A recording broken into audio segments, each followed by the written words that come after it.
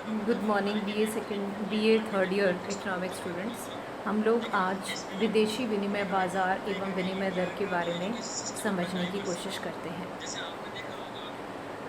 विदेशी विनिमय बाज़ार और विनिमय दर का जो एक साधारण सा कॉन्सेप्ट है वो आप लोगों को वैसे भी मालूम होगा, क्योंकि आप लोग अभी थर्ड ईयर में हैं, बीए पार्ट 3 में हैं और इंटरनेशनल इकोनॉमिक्स में इंटरनेशनल अरीना में अर्थशास्त्र के अंतर्राष्ट्रीय जो पूरा परिक्षेत्र है उसमें सबसे ज़्यादा अगर बातचीत होती है तो वह फ़ॉरेन एक्सचेंज रेट की ज़्यादा होती है, क्योंकि फ़ॉरेन एक्सचेंज का मुद्दा बार बार सामने आता है। कई बार अमेरिका के संदर्भ में आता है, कई बार चाइना के संदर्भ में आता है और इस तरह से हम लोग ये समझते हैं कि हमारी जो करेंसी है और जो दूसरे देश की करेंसी है वो जब आपस में एक्सचेंज हो रही हैं, हमारे कितने वैल्यू कितने रुपयों में हम $1 ख़रीद सकते हैं। अगर सीधे सरल भाषा में कहें तो हम इसको कहेंगे ये डॉलर एक्सचेंज का जो ये रेट है हमारा, तो कितने $1 कितने रुपयों में आता है, तो ये हमारा एक्सचेंज रेट है। अब ये एक्सचेंज रेट कैसे तय होती है, इसका पूरा क्या कॉन्सेप्ट है, फॉरेन एक्सचेंज मार्केट क्या होता है, फॉरेन एक्सचेंज रेट कैसे तय होती है, इस संबंध में हम लोग जानकारी लेंगे। वर्तमान युग में विश्व का कोई भी देश आत्मनिर्भर नहीं है और सभी देश एक दूसरे पर निर्भर हैं, क्योंकि ट्रेड होता है तो नेचुरली जब ट्रेड होगा, व्यापार होगा, तो हम लोग कोई वस्तु वहाँ पर बेचने जाएंगे तो हमें उस करेंसी में भी हो सकता है हमें जब उसको बेचना, वो करेंसी हमारे पास में आती है और तो इस तरह से हम लोग और बहुत सारी वस्तुएं ऐसी होती, और जब बाहर जाती है कोई वस्तु तो नेचुरली कि हम लोग डिपेंड करते होते हैं, वहाँ से आने वाली वस्तु के ऊपर भी डिपेंड करते हैं, वहाँ से आने वाली एक्सचेंज रेट पर भी डिपेंड करते हैं। तो अब कोई भी देश बिल्कुल क्लोज्ड इकोनॉमी में नहीं रह सकता कि वो अंतर्राष्ट्रीय व्यापार ना करे और अपने ही ऊपर आत्मनिर्भर होकर के रह जाए। विभिन्न देश यदि अपनी आवश्यकताओं की पूर्ति स्वयं कर लेते तो अंतर्राष्ट्रीय आर्थिक संबंध जो आज सभी देशों में पाए जाते हैं स्थापित ही नहीं होते और ना ही उनकी कोई समस्या ही उत्पन्न होती। आत्मनिर्भरता के अभाव में प्रत्येक देश अपने देश की वस्तुएं सेवाएं दूसरे देशों को निर्यात करते हैं और अपनी आवश्यकता की वस्तुएं और सेवाएं दूसरे देशों से आयात करते हैं। इस प्रकार सभी देशों में आर्थिक संबंध स्थापित रहता है। प्रत्येक देश अधिकांशतः उन्हीं वस्तुओं और सेवाओं के उत्पादन में विशिष्टता प्राप्त करता है जिनके उत्पादन में उसकी सापेक्षिक कुशलता अधिक रहती है। इस प्रकार वर्तमान में विश्व की अर्थव्यवस्था अंतर्राष्ट्रीय श्रम विभाजन एवं विशिष्टीकरण पर आधारित है और इसी से अंतर्राष्ट्रीय व्यापार का महत्व बढ़ा हुआ है। विदेशी विनिमय बाजार एवं विनिमय दर अंतर्राष्ट्रीय व्यापार के कारण अंतर्राष्ट्रीय भुगतान की समस्या उत्पन्न होती है।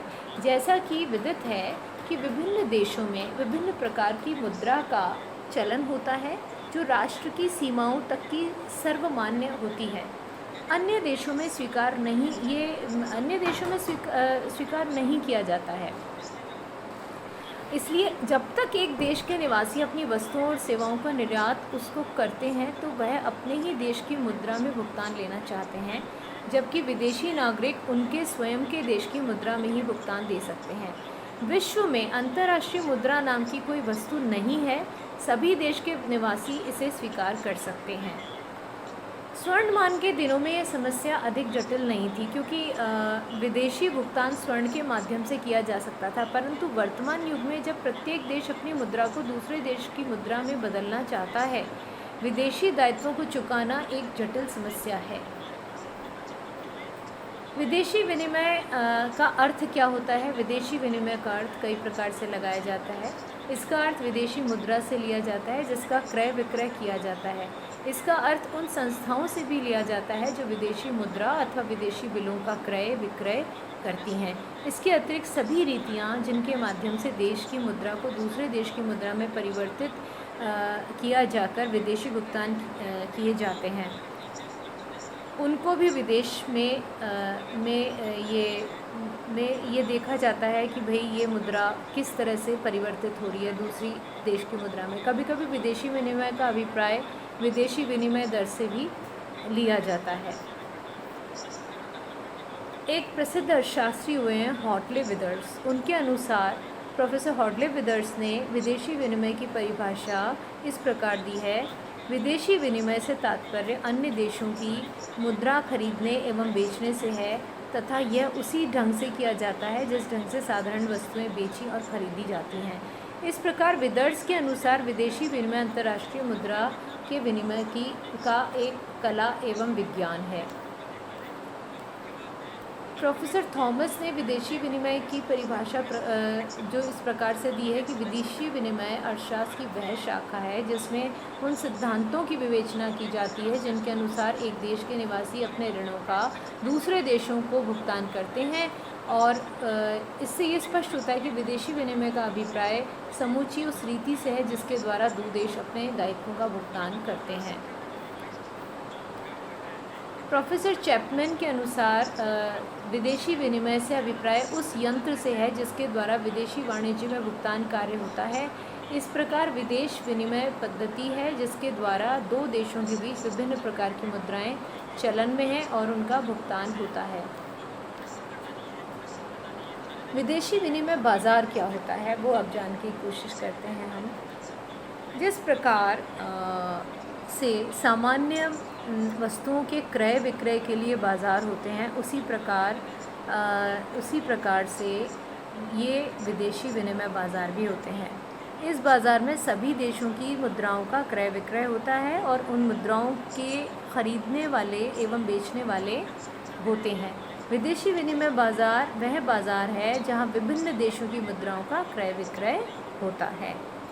अंतर्राष्ट्रीय स्तर पर वस्तुओं एवं सेवाओं का व्यापार होने पर घरेलू करेंसी को विदेशी करेंसी के रूप में अभिव्यक्त करना बहुत ज़रूरी हो जाता है।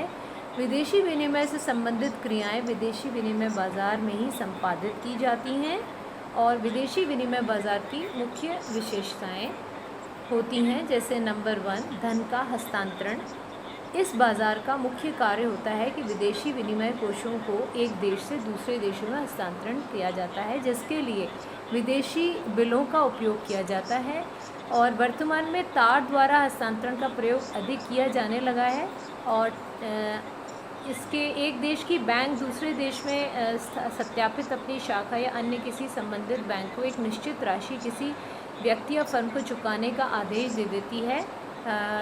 एक टीटी करके एक समझौता किया जाता है और उसके तहत ही ये आजकल इससे ज़्यादा तार के द्वारा जो नेट आजकल तो नेट बैंकिंग है, तो नेट बैंकिंग के द्वारा धन का हस्तांतरण हो जाता है। साख का कार्य विदेशी विनिमय बाज़ार का दूसरा महत्वपूर्ण कार्य होता है कि साख सुविधाएं उपलब्ध कराती है।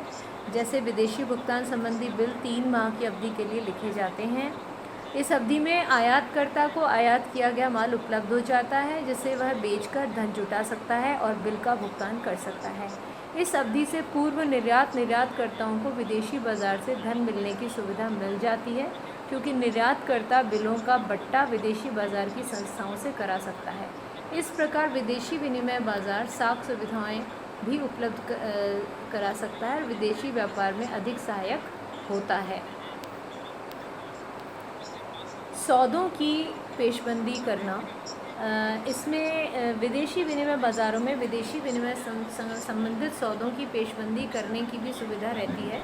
इन सौदों में जब किसी प्रकार के जोखिम की संभावना होती है तो इन बाज़ारों में इन जोखिमों की सुरक्षा करने की सुविधा रहती है। विनिमय बाज़ार स्वतंत्र रूप से संचालित रहते हैं, तब इनमें देश में उतार चढ़ाव के कारण व्यापारियों को अधिक जोखिम उठाना पड़ता है। ऐसी परिस्थिति में विनिमय बाज़ार ऐसी हानियों के संबंध में सुरक्षा प्रदान करता है, क्योंकि प्रचलित दर पर भविष्य के लिए विदेशी विनिमय खरीदने के सौदे निर्धारित किए जा सकते हैं। यह सुविधा अग्रिम उसके लिए सौदों के आधार पर बाज़ार में रहती है। तो ये कुछ विशेषताएं हैं, लेकिन कॉन्सेप्चुअली अगर हम समझ गए हैं तो विदेशी विनिमय दर और विदेशी विनिमय बाज़ार में एक छोटी सी बात ये तय है कि विदेशी विनिमय दर का निर्धारण और फिर उनके कोषों का उनका जो क्रय विक्रय आदि है, ये कार्य विदेशी विनिमय बाज़ार में होता है।